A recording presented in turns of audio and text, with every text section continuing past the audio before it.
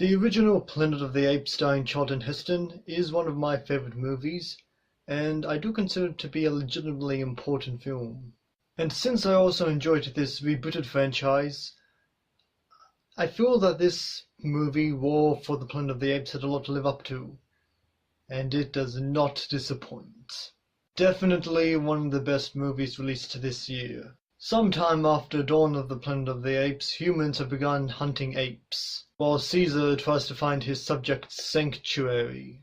But when he's confronted by Woody Harrelson's character, he and his subjects end up in a prison labor camp, and forced to work to help Woody Harrelson protect his men from an enemy. But Harrelson makes it abundantly clear that his enemies are not Caesar's friends. While Caesar also suffers from hallucinations of Koba from the last movie. There's more to the plot, but I'm not going to get into spoilers. Everything that was great about this rebooted franchise is continued here.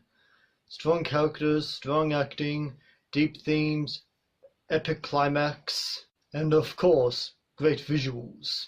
But this movie gets really dark. This movie makes obvious parallels to white supremacist skinheads, the crucifixion of Christ, to fucking Auschwitz. There's also likely a comparison to the United States slave trade. I also think that there might be a reference to Donald Trump's supposed wall. If not, then the wall's still a stupid idea. Come on, that war's never going to get finished. Another great thing about this movie is Caesar's characterization. He's making a lot of mistakes in his judgment, where Maurice has to remind him of what Koba was like, feeding back into his hallucinations. The Colonel, Woody Harrelson's villainous character, is also pretty good. Not only is he well acted, but his characterization is also very well executed. He is ruthless and very survivalist.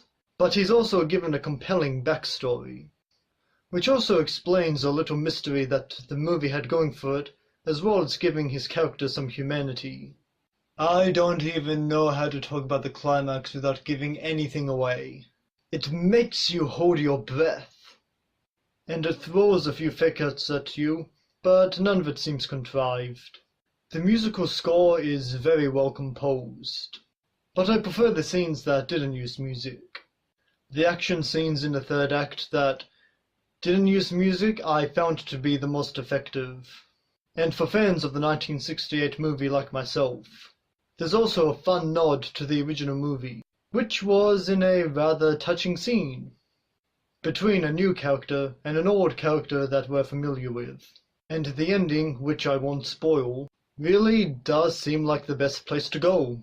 Apparently there's going to be more Apes movies, and my only concern with that is, where do you go from here?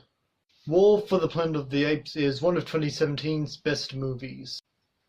If you haven't seen it yet, what are you waiting for? And in all seriousness, Andy Serkis deserves some bloody recognition. Seriously, I don't care if it's performance capture. He deserves something for it. Like, create an Oscar category for effects-assisted acting. I mean, the whole argument of, it's not him, it's a computer program, that doesn't matter. Like, it's never 100% the actor.